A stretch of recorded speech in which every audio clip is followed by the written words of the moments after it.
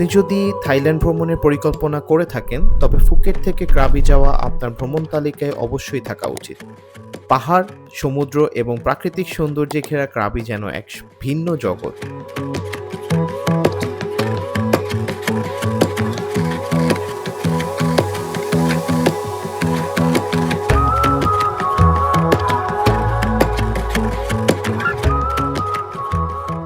আজকের যাত্রা শুরু হচ্ছে ফুকেট থেকে আর গন্তব্য ক্রাবি। চলুন শুরু করি এক ভিন্নধর্মী যাত্রা।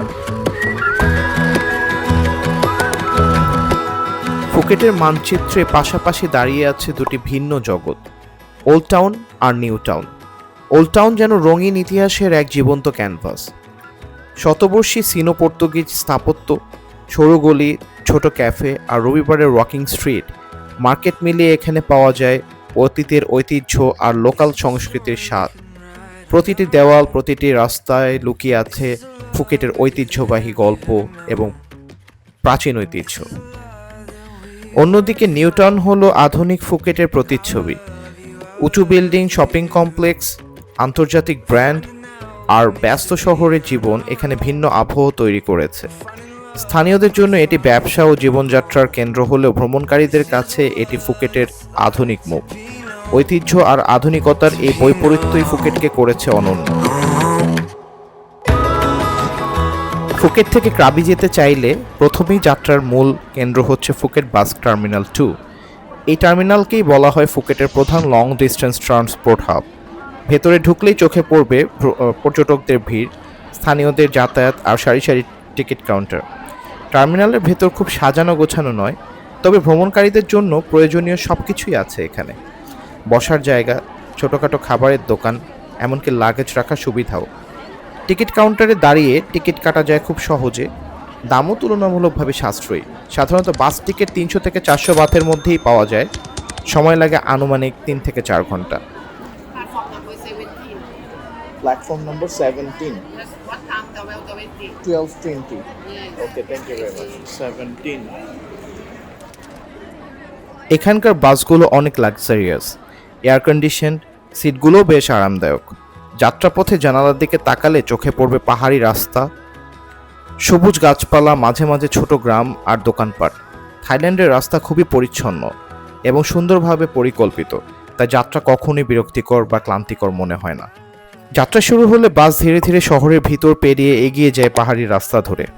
যেদিকেই তাকাবেন পাম গাছের সমারোহ দেখবেন এবং বড় বড় চীনামাটির পাহাড় দেখতে পাবেন। ফুকেট থেকে বেরিয়ে আসতেই চোখে পড়বে শুধু সবুজের সমারোহ। সমুদ্রের মিলনও দেখা যাবে। জানালার বাইরে এক একটা দৃশ্য যেন এক একটা পেন্টিংয়ের মতো লাগে। পথে ছোট ছোট শহর আর গ্রাম পেরোতে পেরোতে বোঝা যায় থাইল্যান্ডের প্রকৃতি কত বৈচিত্র্যময়। ভ্রমণ মাঝেই কয়েকবার ছোট ছোট যাত্রা বিরতি মিলে, যেখানে স্থানীয় খাবারের দোকান আর চায়ের কাপে মুখরিত হয়ে ওঠে যাত্রীরা। আমাদের যেরকম ঢাকা চিটং ট্রাভেল করার সময় কুমিল্লার 14 গ্রাম আর ঢাকা থেকে উত্তরবঙ্গে জার্নি করার সময় কিছু রেস্টুরেন্টগুলোতে দাঁড়ায় না, ওই টাইপের এখানেও ফুকেট থেকে ক্রাবিতে যাওয়ার সময় একটা রেস্টুরেন্টে দাঁড়াইছে। সব ধরনের জিনিস পাওয়া যায় এবং খুব চিপ প্রাইসে।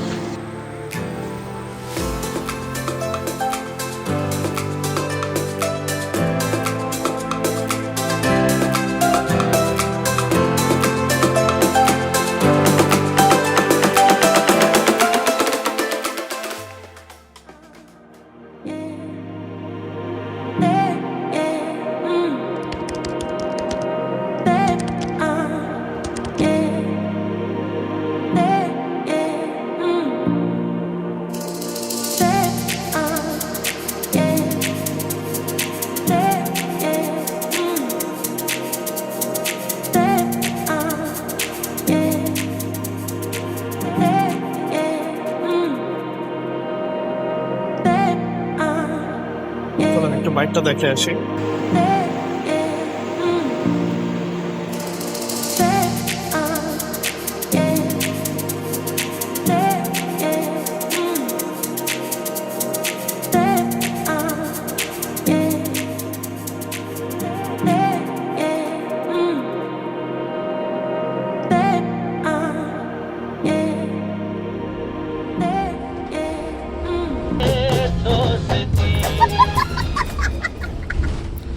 ঘণ্টাখানেক পেরোতেই যাত্রার ক্লান্তি ভুলিয়ে দেয় প্রকৃতির রূপ। পাহাড়ের বুক চিরিয়ে এগিয়ে চলা রাস্তা, রাস্তার ধারে নারকেল গাছ, পাম গাছ আর সাগরের আভাস, সব মিলিয়ে মনে হয় যেন সিনেমার দৃশ্য। প্রায় 3 ঘন্টা পরে বাস থামবে ক্রাবি টার্মিনালে। এখানেই শুরু হয় ক্রাবি এক্সপিরিয়েন্স। দক্ষিণ থাইল্যান্ডের অপরূপ সৌন্দর্যের নাম ক্রাবি, যেখানে পাহাড়, সমুদ্র আর স্থানীয় জীবনের মেলবন্ধনে গড়ে উঠেছে এক অনন্য আবহ। ক্রাবি শুধু নয়নাভিরাম সৈকত বা চুনাপাথরের পাহাড়ই সীমাবদ্ধ নয়, এর ভিতরে লুকিয়ে আছে ইতিহাস, ঐতিহ্য আর মানুষের আন্তরিকতা। শহরের পুরনো অংশ, যাকে বলা হয় ওল্ড ক্রাবি, আজও ধরে রেখেছে স্থানীয় বাজার, কাঠের ঘর আর সরল জীবনযাত্রার ছাপ। সকালে নদীর ঘাটে মাছ ধরার নৌকার ভিড়, আর সন্ধ্যায় রাস্তায় পাশে দোকানগুলো, খাঁটি থাই খাবারের সুবাস, সব মিলিয়ে এখানে ভ্রমণ মানে এক ভিন্ন অভিজ্ঞতা। আমি হোটেল থেকে আরও কিছু ভিন্ন অভিজ্ঞতা অর্জন করেছিলাম। এখানকার কাপলসরা কিংবা পরিবাররা ডাউনটাউনে ওয়াকিং স্ট্রিটের পাশে যে সুন্দর কার্পেটিং করা ঘাস রয়েছে তার উপর বসে তারা আনন্দময় সময় উপভোগ করে, এবং তখন তারা ফিশিং করে, তারা গেমস খেলে, তারা নিজেদের মধ্যে ভাব আদান প্রদান করে, তারা ঐতিহ্যভাবে খাবার গ্রহণ করতে থাকে, এবং অলমোস্ট পুরো রাত জুড়েই তারা ওখানে কমিউনিকেশন করতে থাকে নিজেদের মধ্যে। এটা থেকে বোঝা যায় দক্ষিণ থাইল্যান্ডের এই অংশ, ওল্ড টাউনটা, খুবই বন্ধুত্বপূর্ণ এবং ঐতিহ্যবাহী। ট্যুরিজমের বাইরে ক্রাবির প্রকৃত জীবন ধীর ও শান্ত। ঐতিহ্যবাহী উৎসব, লোকাল বাজারে কোলাহল, হাতে তৈরি হস্তশিল্প আর মানুষের উষ্ণ আতিথেয়তা ক্রাবিকে দিয়েছে ভিন্ন মাত্রা। প্রকৃতির নৈসর্গ আর লোকাল সংস্কৃতির এই মিলনই ক্রাবিকে বানিয়েছে শুধু ভ্রমণের জায়গা নয়, বরং থাইল্যান্ডের গভীর ঐতিহ্য ও আসল জীবনচিত্রে প্রবেশের এক সুন্দর দরজা। ক্রাবিতে থাকার জন্য বিভিন্ন ধরনের রিসোর্ট ও হোটেল আছে। আমার মতো যারা ওল্ড টাউনে প্রথমে আসবেন কিংবা ওল্ড টাউনে বেশ কিছুদিন থাকতে আগ্রহী, তাদের জন্য জানাতে চাই পার ডের ভাড়া এখানে 600 বাত থেকে শুরু করে 4 থেকে 5,000 বাত পর্যন্ত ভালো মানের হোটেল রয়েছে। কিন্তু যদি আপনি লং টার্মের জন্য থাকতে চান, যেমন 15 থেকে 20 দিন অথবা 1 মাস কিংবা 1-2 মাস টানা থাকতে চান, তাহলে সেই ক্ষেত্রে হোটেলও আপনারা ভাড়া নিতে পারেন, বাসাও ভাড়া পাওয়া যায়।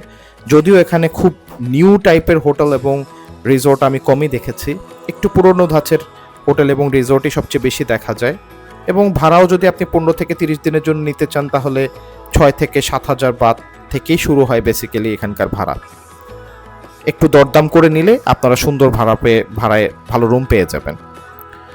যদি একটু আরামদায়ক পরিবেশ চান, সেই ক্ষেত্রে ওল্ড টাউনে যদি না থেকে আপনারা আওনাং বিচের দিকে যেতে চান, তাহলে সমুদ্রের পাশের যে রিসোর্টগুলো আছে সেখানেও আপনারা থাকতে পারেন। সেখানে সমুদ্রের পাড়ের রিসোর্টগুলোর প্রাইস একটু বেশি হয়। আমার দেখা ফুকেটের চাইতে ক্রাবিতে হোটেলের প্রাইস কম্পারেটিভলি বেশি। আপনি 1200 বাত থেকে শুরু করে একদম 20,000 বাত পর্যন্ত এক্সপেন্সিভ আপনার হোটেল এবং রিসোর্ট রয়েছে। 5 স্টার মানেরও রয়েছে, নর্মাল মানেরও রয়েছে। রিসোর্টগুলোতে আপনি সুইমিং পুলের ফ্যাসিলিটি পাচ্ছেন, প্রাইভেট বারান্দা পাচ্ছেন, সমুদ্রের ভিউ দেখার সুযোগ পাচ্ছেন, পরিষ্কার পরিচ্ছন্ন, এটা তো আর বলার অপেক্ষা রাখছে না। কর্মচারীদের ব্যবহারও খুবই অমায়িক এবং তারা অনেক বেশি সাহায্যকারী। এবার আসি খাবারের প্রসঙ্গে। ক্রাবির খাবারের অভিজ্ঞতা একদম অন্যরকম। এখানে থাই খাবারের পাশাপাশি সি ফুড সবচেয়ে বেশি জনপ্রিয়। এখানে থাই খাবারের পাশাপাশি যেহেতু সি ফুড জনপ্রিয়, আপনাকে একটু দরদাম করতে হবে। এখানে সমুদ্রের ধারে হওয়ার কারণে ছোট ছোট রেস্টুরেন্টগুলোতে রয়েছে ভাজা মাছ, চিংড়ি, কাঁকড়া। আপনি ওখানকার মেনু দেখবেন এবং আপনি অর্ডার করবেন, আপনার সামনেই বানিয়ে দিবে সুস্বাদু খাবার। খাবারের দামও খুব বেশি নয়।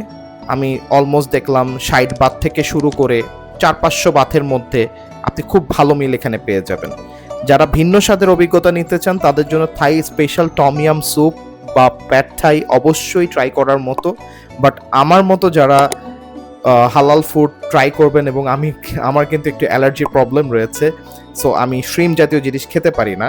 সো আমি ফ্রাইড রাইস এবং তার সাথে সাথে চিকেন কারি নিয়েছিলাম, যেটা আমার কাছে অ্যাবসলিউটলি অমায়িক লেগেছে এবং খুবই মজা লেগেছে আমার কাছে। সো আপনারা চাইলে এটাও ট্রাই করতে পারেন, খুব বেশি কস্ট পড়বে না। এছাড়াও যদি হালাল ফুড খুঁজতে যান, এখানকার প্রত্যেকটা দোকানেই অলমোস্ট হালাল ফুড পাওয়া যায়। আমি ওল্ড টাউনের কথাই বলছি। খরচের হিসাব করলে দেখা যায় ফুকেট থেকে ক্রাবি যাওয়া আসা, থাকা আর খাবারের খরচ মিলিয়ে প্রতিদিন একজনের গড়ে 1500 থেকে 2000 বাথের মতো লাগে। অর্থাৎ বাংলাদেশি টাকায় প্রায় 5,000 থেকে 7,000 টাকার মতো একদিনের ভ্রমণ খরচ আপনাকে বেয়ার করতে হতে পারে। ক্রাবিতে পৌঁছানোর পর শুধু রিসোর্ট আর খাবার নয়, ঘোরার জায়গাগুলোও কিন্তু অসাধারণ। এর মধ্যে কিছু প্লেসের নাম আমি বলতে পারি, যেমন Ao Nang beach, Railay beach, Tiger cave temple, সব কিছুই দর্শনীয়। এখানকার আশেপাশে বেশ কিছু গাইডিং শপ রয়েছে, যেখানে আপনি ওখান থেকে ট্রাভেল এজেন্সির থ্রোতে আপনি 1 দিনের জন্য বা 2 দিনের জন্য বা 3 দিনের প্যাকেজে চলে যেতে পারবেন। সেটার কস্টিংও খুব বেশি নয়। আপনার বাংলাদেশি টাকায় 4,000 থেকে 5,000 টাকার পার ডে হিসেবে দেখা যাচ্ছে আপনি বিভিন্ন আইল্যান্ডগুলোতে ঘুরে আসতে পারবেন। জেমস বন্ড আইল্যান্ডের মতো বড় বড় আইল্যান্ডগুলো এখান থেকেও ফিফিতে আপনি ঘুরে আসতে পারবেন। সো এখান থেকেও যেভাবে হয়, ফুকেট থেকেও একই প্রসেসে হয়। আমি আমার ট্রাভেল ব্লগের ভিতরে দেখিয়েছি আগের পার্টগুলোতে যে ফিফিতে আপনারা ফুকেট থেকে কিভাবে যাবেন। একইভাবে আপনারা চাইলে ক্রাবি থেকেও যেতে পারবেন। খরচ ওই আনুমানিক আশেপাশেই হবে এবং ফ্যাসিলিটিসও অলমোস্ট সিমিলার। ইন্টারেস্টিং জিনিস হচ্ছে ফুকেটে এই জাহাজ বা এখানকার যে স্পিড বোটগুলো, এটা ফুকেটে রাখা হয় না। যা স্পিড বোট বা জাহাজ আপনারা দেখতে পান এই ট্যুরের ভিতরে, সব স্পিড বোট এবং স্পিড বোট এবং আপনার বড় বড় জাহাজগুলাই রাখা হয় হচ্ছে ওল্ড টাউনের এই জেটি ঘাটগুলোতে। সমুদ্রের পানিতে লাল আভা ছড়িয়ে যখন সূর্য অস্ত যায়, তখন মনে হয় জীবনের ক্লান্তি যেন মুহূর্তে দূর হয়ে যায়। সব মিলিয়ে বলা যায় ফুকেট থেকে ক্রাবি ভ্রমণ এক দারুণ অভিজ্ঞতা। একদিকের পথে প্রকৃতির সৌন্দর্য, ফুকেটের বৈচিত্র্য আর ক্রাবির শান্ত পরিবেশ, সমুদ্রের টাটকা খাবার, অন্যদিকে থাই সংস্কৃতির ছোঁয়া আর সাশ্রয়ী ভ্রমণ, সবকিছু মিলেই একটি ভ্রমণ পিপাসুদের জন্য অবশ্যই একবার ঘুরে দেখার মতো একটি জায়গা হচ্ছে এই ক্রাবি। আজকে এই পর্যন্তই থাকবে। আগামীতে আমার আরেকটি পার্ট দেখার জন্য আপনাদেরকে অভিনন্দন জানাবো। সেই পর্যন্ত সবাইকে আসসালামু আলাইকুম এবং বিদায়। ভালো থাকবেন সবাই।